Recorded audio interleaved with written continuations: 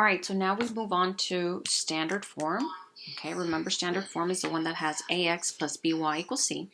And we said that we cannot graph it until we change it to slope-intercept. So that's why it wasn't really our favorite, because it wasn't ready to be graphed.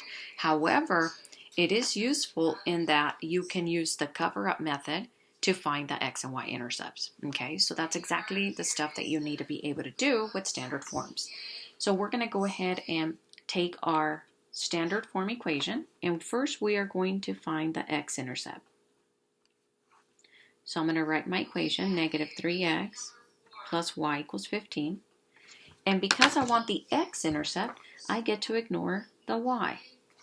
And I'm left with negative 3x is equal to 15.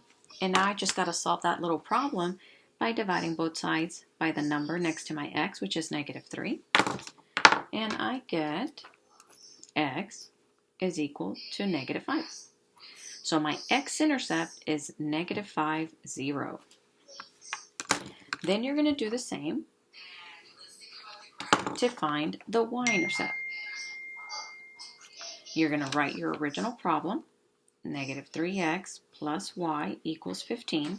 But now you want the y, therefore you're going to ignore the x. And you're left with a little problem, y equals 15, and there's no other number. There's already a positive 1 in front of your y, so you're really done. There's nothing to divide by. Your y-intercept is going to be 0, 15. So please know the difference. X-intercepts have the number, obviously, on the x, and they have a 0 on the y. Y-intercepts have the number on the y, and they have the 0 on the x. That's how they're written, okay? So that's your x and y-intercepts. Now we're going to do our calculations to change it to slope-intercept form. So you're going to take your original problem, and it's always the same steps. Move the number with the x first. So this guy has to go to the other side. And you do that by simply changing the sign of it. Then you are left with y equals 15 plus 3x. And if there was another number here other than a 1, I would have to divide everybody by that. But there isn't. So either you leave your answer like this, or you can also rewrite it like this with the slope first and then the y-intercept. Okay, so our answer is y equals 3x plus 15. Okay, let's do another one. Here we go. Let's find the x-intercept first. 3x plus 2y equals 12. I want the x, therefore I get to ignore the y. So I'm left with 3x equals 12. Divide both sides by 3. And I get x equals 4. So my x-intercept is 4. You're going to write it like an ordered pair. 4, 0. Remember, the 4 is an x, so you better put it on the x side. Now let's do the y-intercept.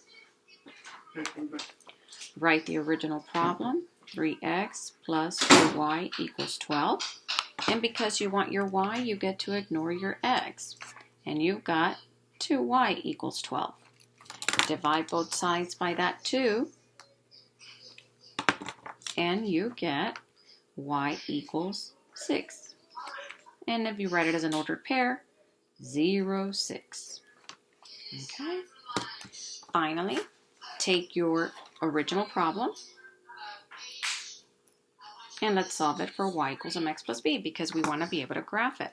So move the number with the x by changing its sign. It's positive right now. I'm going to make it negative. I'm left with the little problem 2y equals 12 minus 3x. And then go ahead and divide everybody by 2. Y equals 12 divided by 2 is 6. A negative 3 divided by a 2, you cannot divide it and get a nice little number. It's going to stay a fraction. Negative divided by positive, it's still going to stay negative. There's nothing we can do here, so leave it like that. So remember, you can leave it like that, or you can switch your numbers. You can put your negative 3/2 x first, and then your positive 6. And that's what you should be able to do with standard form.